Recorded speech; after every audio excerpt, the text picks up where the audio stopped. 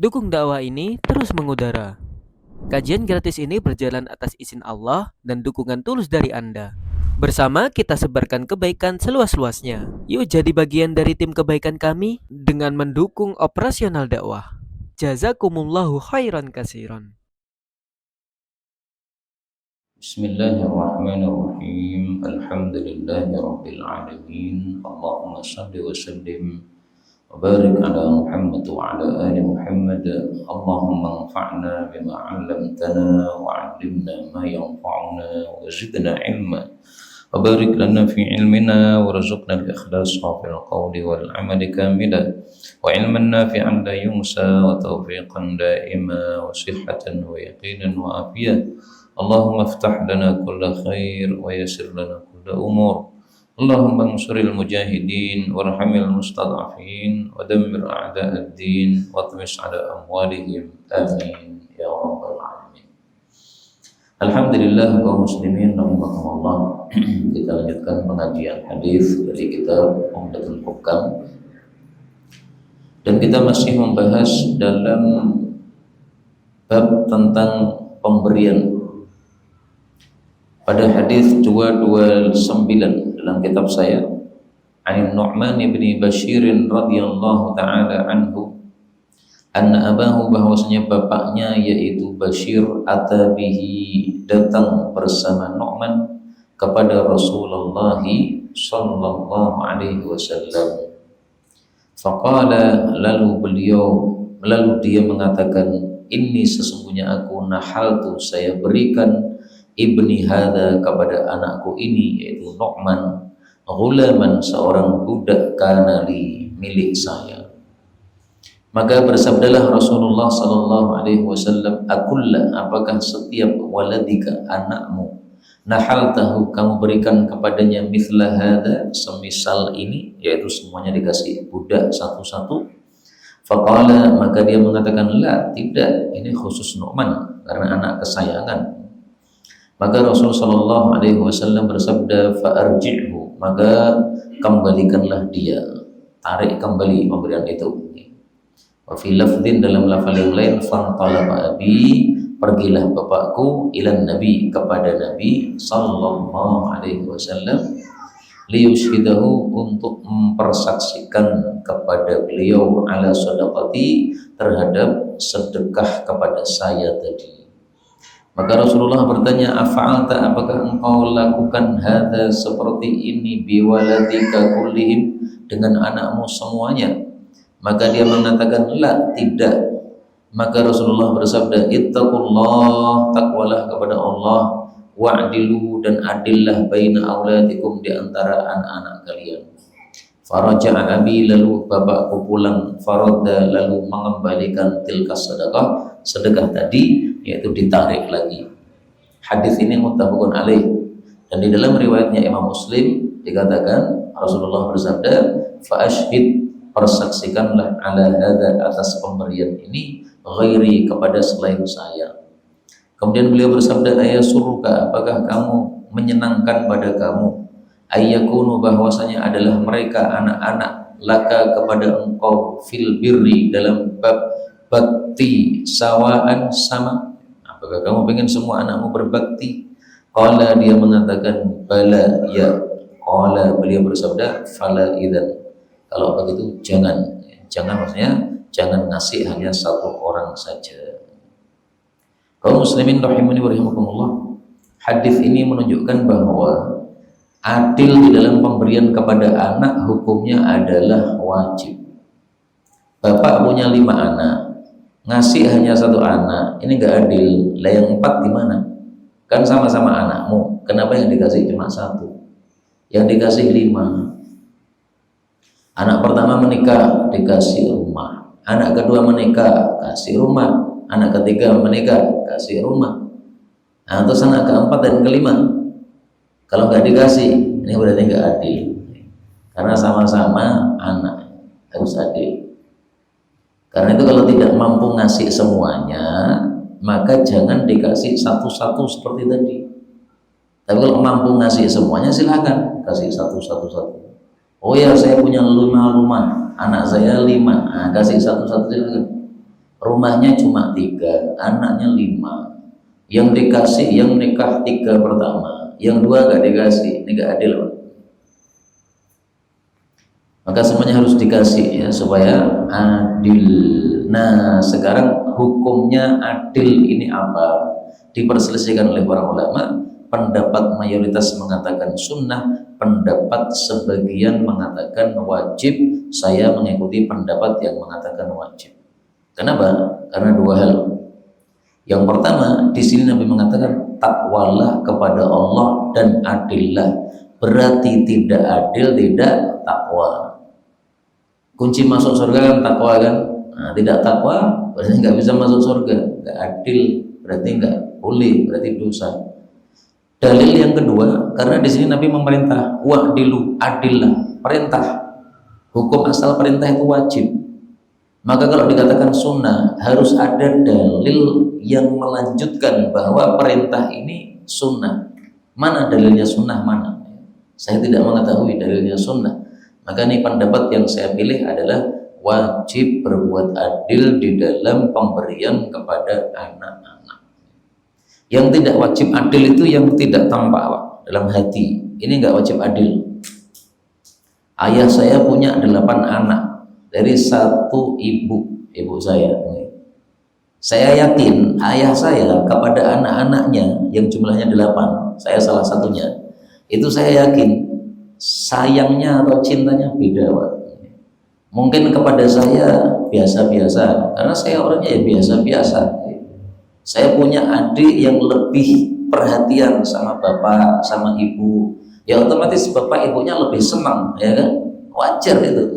Orang tua diperhatikan anaknya, senang.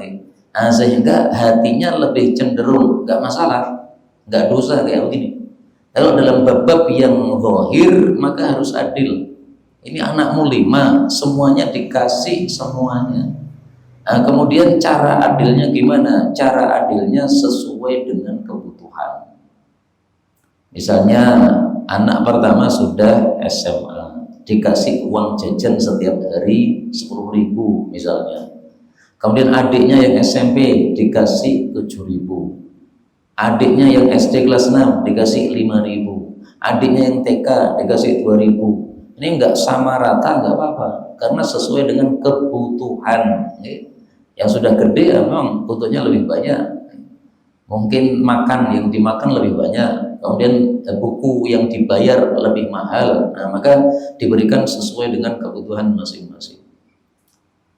Adapun pemberian yang bersifat besar seperti di sini, ini kan dikatakan gulam ya. Ini pemberian besar, Pak.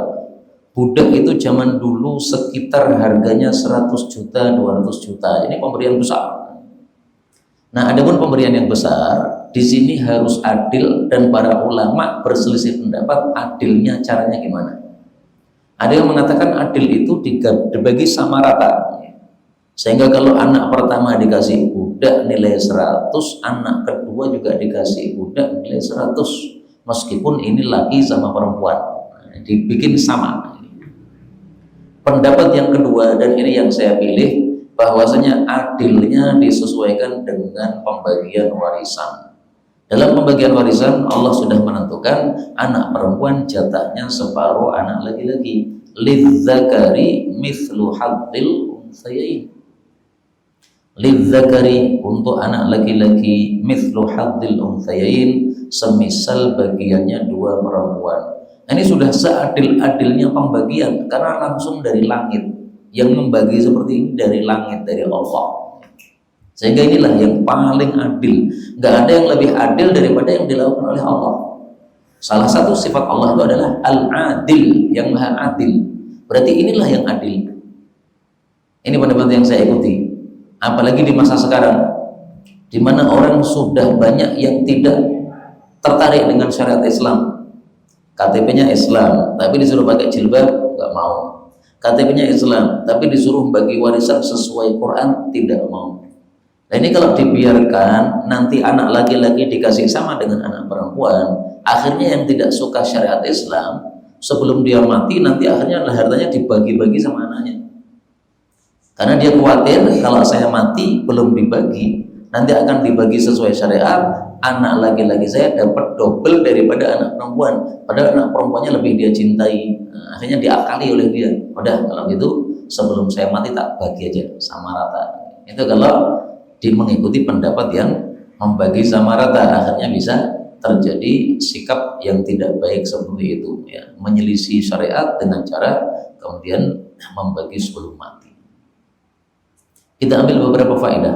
Faedah yang pertama, ini Nu'man bin Bashir, ini sahabat Nabi termasuk dari Sighar. Sighar itu anak-anak kecil dari kalangan sahabat Nabi SAW. Di sahabat Nabi kan ada kibar, orang-orang tua, ada Sighar, anak-anak kecil. Yang orang tua misalnya Abu Bakar, Umar, Uthman ya. Yang anak-anak kecil misalnya Ibnu Abbas, Ibnu Umar, Ibnu Zubair, Nu'man bin Bashir, ini anak-anak kecil. Nu'man bin Bashir ini anak yang pertama kali lahir dari kalangan orang Ansar setelah Nabi hijrah ke Madinah.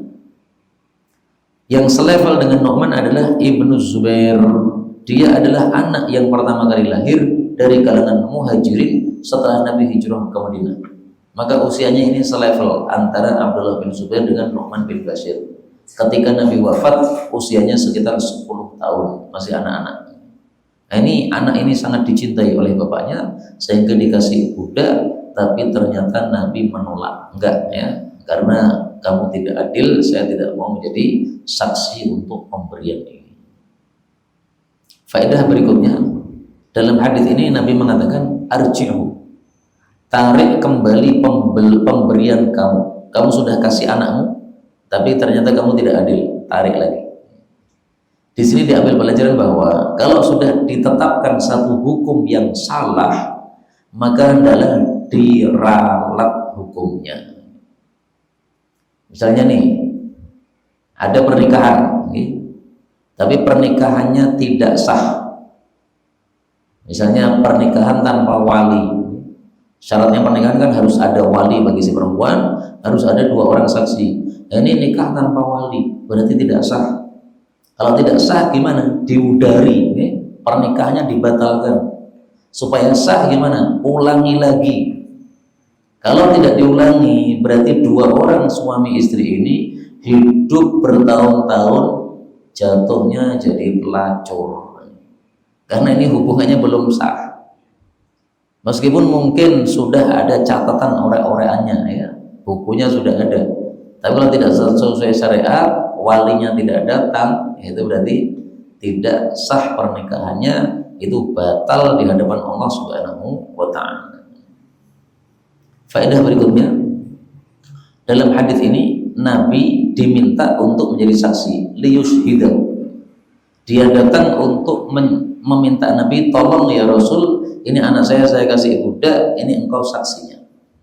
Dari sini diambil pelajaran, berarti disunnahkan kalau memberikan dengan satu pemberian yang besar itu diadakan saksi, Pak. Karena kalau tidak ada saksi, kadang-kadang itu ada percekcokan di akhir hari, di luar waktu yang lain, di waktu yang lain. Misalnya ada yang tidak terima, kenapa engkau kasihkan kepada dia itu? Nggak ada hubungan kerabat kok kamu kasih. Misalnya kita kaya, kita ngasih tetangga. Nah, kadang-kadang kan ada kerabat kita yang kemudian nggak terima, ngapain tuh? Bukan kerabat kok dikasih, akhirnya direbut. Nah, supaya tidak terjadi begitu, dipersaksikan. Hukumnya apa ini? Sunnah. Hukumnya sunnah. Termasuk utang piutang itu dipersaksikan, sunnah. Jual beli dipersaksikan, sunnah. Kemudian faedah berikutnya, dalam hadis ini disebutkan asyhid. Kamu cari saksi orang lain selain saya. Karena tidak adil, maka saya tidak mau jadi saksi. Kamu cari saksi yang lain.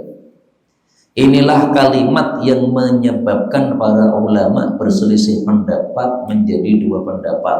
Apa hukumnya adil dalam pemberian kepada anak? Yang mengatakan wajib karena tadi ya, diperintah takwa, adil, berarti tidak adil, tidak takwa. Yang mengatakan tidak wajib karena di sini disebutkan carilah saksi yang lain. Berarti seolah-olah Nabi mengatakan saksi yang lain boleh, kalau saya nggak mau. Coba kamu cari saksi yang lain, Abu Bakar atau Umar atau siapa, saya nggak mau jadi saksi. Nah, berarti Nabi mengizinkan orang lain jadi saksi. Nah, itu alasan yang mengatakan tidak wajib adil.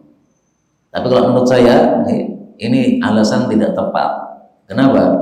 Karena kalau Nabi tidak mau jadi saksi, yakin 100% Abu Bakar gak bakal mau, Umar gak bakal mau, Utsman gak bakal mau, semua sahabat Nabi gak bakal mau.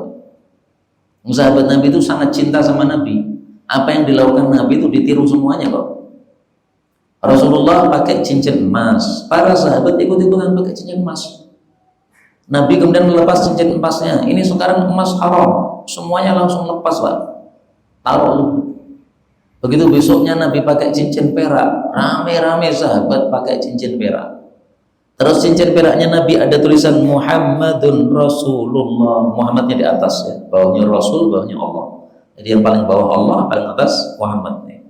Nah, Nabi khawatir, wah ini nanti sahabatku akan ikut-ikut nulis Muhammad Rasulullah. Akhirnya beliau mengatakan, yang pakai cincin jangan pakai tulisan Muhammad Rasulullah. Gak boleh diukir dengan ukiran yang sama. Nah, ini beliau sampaikan karena beliau tahu sahabatnya itu sangat cinta sama beliau, sehingga tidak mungkin mereka itu menyelisih beliau. Nah, di sini beliau mengatakan cari saksi yang lain. Pasti beliau yakin nggak ada saksi yang lain yang mau.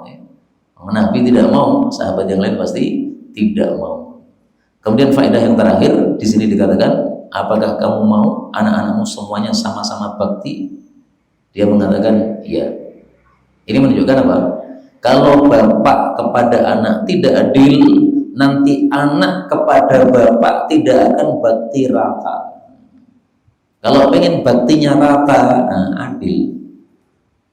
Misalnya nih, ada 5 anak ya. Yang paling disayangi cuma satu, dikasih cuma satu ini. Nah, nanti kalau bapaknya sakit, nanti yang nggak pernah dikasih ini nggak mau ngerawat, nyuruh yang dikasih untuk ngerawat. Saya ngerawat. Bapak gue nggak ikut tok. Bapak atau nggak aku rata rawat. Nah, akhirnya tidak bakti gara-gara tidak adil. Nah, sehingga kalau mau baktinya bagus, ya memberinya juga harus bagus. Monggo. Ini ada beberapa anak yang satu ada yang dapat penghasilan, ada yang belum. Dan jadi ya dapat penghasilan itu lebih mudah. Pilihannya beda. Dapat penghasilan. Berarti dalam rangka membantu ya. Kalau dalam rangka membantu, insya Allah tidak termasuk ketidakadilan, karena berarti kebutuhannya beda. Ini yang satu sudah kaya, nggak perlu bantuan ya. Yang satunya masih merintis, maka dia perlu bantuan, dibantu. Yang satunya miskin sekali, bantuannya lebih banyak, ya wajar sekali ya. Insya Allah tidak termasuk ketidakadilan. Tapi kalau menurut saya, supaya tidak terjadi ketidaknyamanan antar keluarga, maka hendaklah dikasih tahu, iki masmu tak bantu karena dia membutuhkan. Kamu nggak usah biaya, oke bu, nah, penak kan? Sama-sama sudah tahu. Dan ini saya pernah mengalami salah satu teman, itu ternyata dia ketika butuh uang, utang kepada atau minta kepada ibunya. Nah, ibunya mengatakan karena yang diminta itu adalah besar, saya catat sebagai utang meskipun anakku sendiri. Lah kenapa bu kok dicatat sebagai utang? Kok nggak dikasihkan saja? Kata dia supaya tidak bikin meri yang lain-lain. Nah, ini bagus kayak begini. Meskipun dalam bentuk bantuan, tapi kalau dikhawatirkan adanya serasian hati, nah, maka dilakukan sesuatu yang menyebabkan tidak muncul ketimpangan tersebut. Misalnya dibuat sebagai utang dan sebagainya. Tapi secara umum insya Allah ya, kalau pemberiannya beda dengan sebab perbedaan kebutuhan, insya Allah tidak termasuk yang tidak adil. Contoh yang lain misalnya, anak pertama sakit-sakitan. Nah, sehingga kita mengeluarkan dana yang banyak untuk anak pertama tadi, diobatkan, diantarkan dan sebagainya. Sementara anak yang kedua sehat, jarang sakit. Nah, nggak pernah dibelikan apa-apa untuk menunjang kesehatan dia, memang sudah sehat. Insya Allah tidak termasuk dari ketidakadilan. Insya Allah. Wallahu a'lam.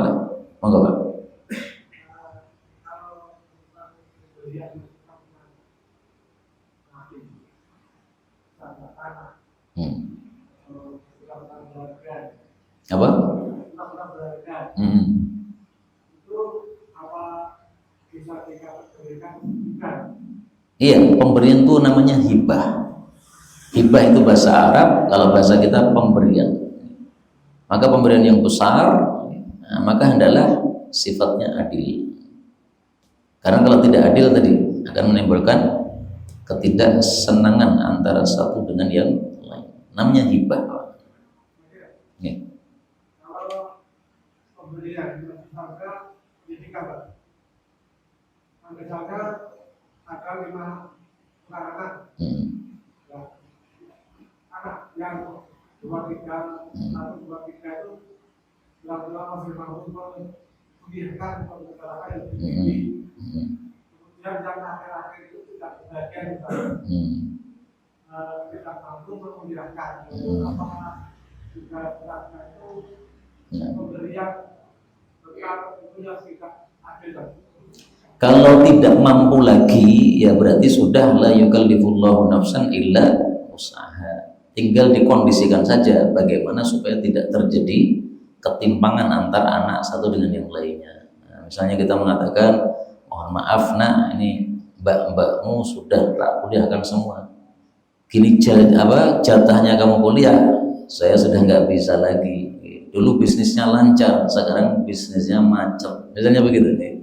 Tapi insya Allah nanti kalau ada dana lagi kamu saya berikan yang semisal mereka. Insya Allah kalau dengan begini tidak termasuk yang tidak adil. Tapi kalau sengaja nih, saya ngiki tak kuliah ke, saya ngiki rasah wae. Nah itu yang tidak adil itu. Nah, karena tidak mampuan tadi sebelumnya mampu, kemudian setelah itu tidak mampu, nah, insya Allah tidak ada masalah. Gitu.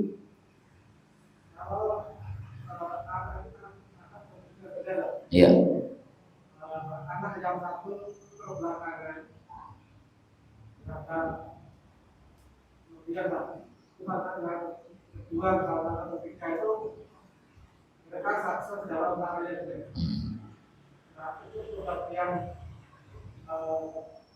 pemberian atau pembagian warisan itu mana yang lebih utamakan atau yang lebih diperbanyak? Kalau warisan tidak bisa diutak-atik ini. Warisan sudah baku. Anak pertama kaya, anak kedua miskin, warisannya tidak berbeda. Jadi misalkan anak pertama laki-laki, anak kedua laki-laki. Warisannya misalnya tersisa 10 juta untuk 2 anak tadi. Ya satunya dikasih 5 juta, satunya dikasih 5 juta. Ini sudah baku kalau warisan. Adapun setelah itu yang kaya ngasih yang miskin silakan. Tapi kalau warisannya baku, nggak bisa diubah-ubah. Wah ini karena dia sukses nggak usah dikasih saja. Toh wes duit, oh nggak bisa. Memang itu hak dia. Kalau kita menawarkan silakan. Ini hakmu nak, warisanmu sekian.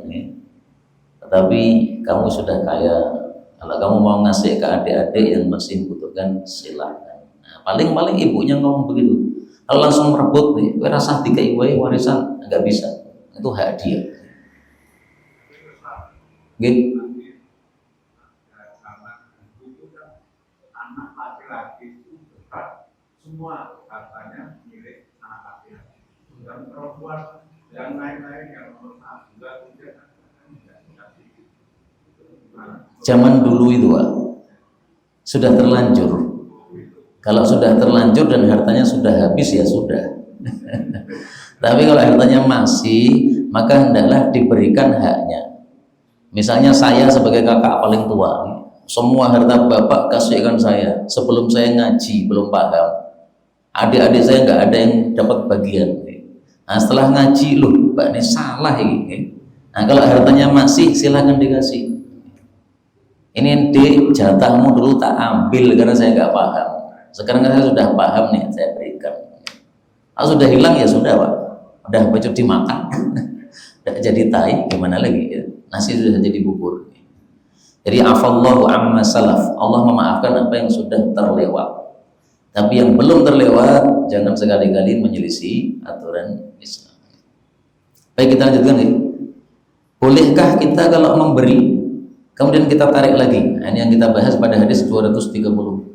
Dari Ibnu Abbas radhiyallahu anhuma dia berkata Rasul sallallahu alaihi wasallam bersabda, al-a'id orang yang kembali fi hibatihi kepada pemberiannya kal kalbi seperti anjing yaqiu yang muntah, thumma ya'udu kemudian dia kembali fi qaihi kepada muntahannya. Hadis muttafaqun alaih. Dan dalam riwayat Bukhari, laisa lana tidak pantas bagi kita umat Islam mathalus sawi perumpamaan jelek. Apa itu perumpamaan jeleknya? Alladzi ya'udu fi hibati orang yang kembali kepada pemberiannya kal kalbi yaqiu seperti anjing muntah, thumma yarji'u fi qai'i lalu kembali kepada muntahannya. Hadis ini menunjukkan pemberian yang sudah diberikan jangan ditarik lagi. Karena itu seperti anjing muntah makan muntahannya lagi. Perumpamaan yang sangat jelek kok. Anjing itu hewan najis, ya kan?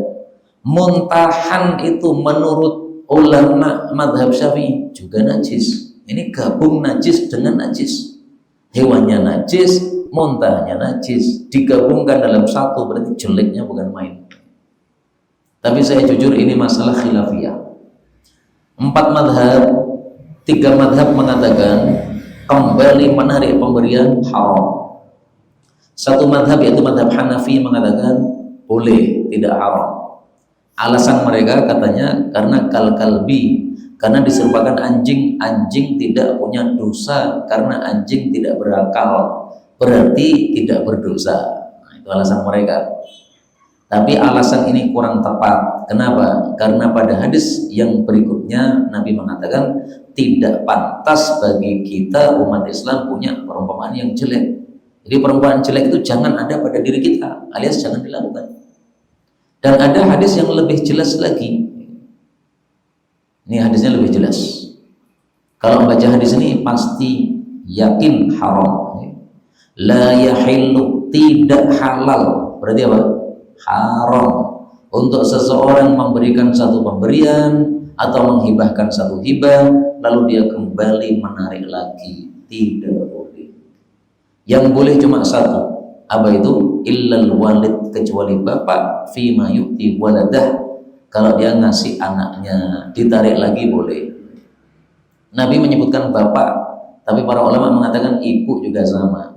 Ibu ngasih anaknya, setelah itu ibunya butuh, diambil lagi nggak apa-apa. Ini nak tak kasih motor nih, silakan kamu pek rapopo nih. Ternyata ibunya habis itu bisnisnya macet, dia butuh uang, motor ditarik lagi nggak apa-apa. Karena memang bapak dengan anak atau ibu dengan anak ini hubungannya hubungan yang berbeda daripada yang lain. Kemudian dari hadis ini kita ambil beberapa faedah. Faedah yang pertama, yang dimaksud hibah ini, pemberian ini adalah pemberian yang sudah dilepas. Karena pemberian itu ada 2 macam. Ada pemberian yang sudah dilepas, sudah dikasihkan. Ada pemberian yang belum dilepas, baru dijanjikan. Yang baru dijanjikan ini tidak termasuk yang dilarang untuk ditarik lagi. Misalnya nih ya, ini laptop saya janjikan, nanti selesai pengajian saya kasihkan Ustaz Ari misalnya. Ternyata habis kajian saya batalkan, mohon maaf Ustaz, nggak jadi ya, laptopnya saya bawa pulang dulu. Nggak jadi, nggak apa-apa. Kenapa? Karena belum dikasihkan. Kalau sudah dikasihkan, sudah terima ya, sudah serah terima, diambil lagi. Nah itu seperti memakan muntahan tadi, hukumnya haram. Kemudian faedah yang kedua, dalam hadis ini Rasulullah SAW mengatakan laisa lana, tidak pantas bagi kami. Kami ini maksudnya siapa? Kami maksudnya adalah umat Islam. Dalam hadis yang lain Nabi menggunakan kata-kata kami dengan makna umat Islam juga. Nah, sehingga dari hadis-hadis itu kita jadi tahu bahwa yang dimaksud kami oleh Nabi adalah kami atau kita umat Islam. Contoh ya, ini supaya lebih jelas bahwasanya betul-betul yang dimaksud kami itu umat Islam. Ini contohnya yang paling jelas. Ilhadu, membuatlah liang lahat. Liang lahat itu liang kubur yang menjorok ke barat itu untuk kita ya, yang di bagian bawahnya itu. Wala tasuku, dan janganlah kalian itu membuat karas. Nah, kalau karas itu yang liang yang ada di tengah itu, lubang yang ada di tengahnya lubang kubur. Fa innal lahda lana, karena liang lahat itu untuk kita. Kita siapa? Umat Islam. Taunya dari mana? Dari kalimat berikutnya, wasyqa, adapun liang karas itu li ghairina, untuk selain kita, yaitu selain kaum muslimin. Ada kita dan ada selain kita. Nah, ini berarti dalam bab agama ya. Kita umat Islam dan selain kita non muslim. Berikutnya 231 dari Jabir radhiyallahu anhu Rasul sallallahu alaihi wasallam berkata, al-umrah, pemberian umrah, liman wuhibat lahu, bagi orang yang sudah diberi kepadanya. Dalam riwayat Imam Muslim, amsiku, tahanlah alaikum, atas kalian, amwalakum, harta-harta kalian, wala tufsiduha, jangan merusak harta kalian. Fa innahu man a'mara umrah, siapa yang memberikan pemberian umrah, fahiya lilladzi umiraha, maka barang itu untuk orang yang sudah dikasih umrah, hayyan wa mayyitan, baik hidup maupun mati, wali aqibih, juga untuk keturunannya alias diwarisi. Dalam lafal yang lain, innamal umrah, tiada lain pemberian umrah, allati ajazaha Rasulullah SAW, yang dilanjutkan oleh Nabi, yaitu dilanjutkan untuk ahli warisnya, ayyakula, bahwasanya seorang mengatakan, hiya laka wali aqibik, pemberian ini untuk kamu dan keturunan kamu. Fa amma, maka adapun idza qala, kalau dia mengatakan hiya laka ma'ishta, dia ini menjadi milikmu selama hidup kamu saja, fa innaha tarji'u ila sahibiha, maka itu masih bisa kembali kepada pemilik pertama. Kaum muslimin rahimani wa rahimakumullah, hadis ini membicarakan pemberian yang biasa dilakukan oleh orang Arab, yang pemberian itu disebut umrah. Apa itu umrah? Umrah itu diambil dari kata-kata a'martuka, saya ngasih pemberian ini kepada kamu seumur hidup kamu. Nah, itu namanya umrah. Kata-kata seumur hidup berarti ketika dia masih hidup ini jadi milik dia. Tapi kalau sudah mati, balik lagi kepada yang ngasih. Misalnya laptop ini ya, saya ngomong kepada Ustaz tadi, Ustaz, a'martuka hadzal laptop. Nah, berarti seumur hidupnya Ustaz tadi ini laptop jadi hak beliau. Tapi kalau beliau wafat, nah laptopnya silahkan kembalikan ke rumah saya lagi. Itu namanya umroh. Nah, oleh Nabi seperti itu dilarang. Mulai sekarang nggak usah umroh-umroh, ya. Karena umroh mulai hari ini saya buat apa? Saya buat wali akibihi, lanjut kepada ahli warisnya, nggak bisa balik lagi kepada pemilik asal. Tapi hadis tentang umroh ini beraneka ragam, sehingga ringkasnya umroh itu bisa dibagi tiga. Yang pertama, umroh yang mutlak. Mutlak itu tidak disebutkan syaratnya. Ini saya kasih kepada kamu sebagai umroh, nah, sudah selesai. Itu berarti mutlak. Itu nggak bisa kembali kepada pemilik. Yang kedua adalah yang mursal, yang dilepas. Dilepas itu dia mengatakan, ini untuk kamu seumur hidup, lanjut keluargamu, keturunanmu. Nah, ini berarti sudah dilepas. Ini jelas tidak bisa balik kepada pemiliknya. Yang ketiga yang muqayyad. Muqayyad itu yang terikat, yaitu disebutkan syarat. Ini untuk kamu seumur hidupmu tok, kalau Anda wafat balik lagi. Jelas kalimatnya, kalau Anda wafat balik lagi. Nah, kalau muqayyad ini masih bisa roja'ah, masih bisa balik. Maka saya ulang lagi, yang mutlak, yang nggak disebutkan apa-apa, hanya mengatakan umroh, yaitu seumur hidupmu, maka ini tidak bisa balik. Untuk yang mursal, ini untuk kamu plus dilanjutkan keluargamu atau keturunanmu, nah, ini jelas nggak bisa balik. Yang bisa balik cuma satu, yang muqayyad. Itu kalau kita gabungkan hadis-hadis yang beraneka ragam tentang umroh. Ada yang mutlak, ada yang mursal, ada yang muqayyad. Ini supaya tidak bingung karena adanya hadis-hadis yang bertentangan satu dengan yang lain. Sehingga orang kalau membaca hadis-hadis tentang umroh ini jadi bingung dia. Sebenarnya gimana sih? Boleh nggak balik?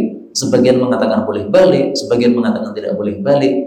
Nah, ringkasnya yang boleh balik dari tiga gambaran tadi cuma yang satu, yaitu yang dia mengatakan hiyalaka ma'ishta.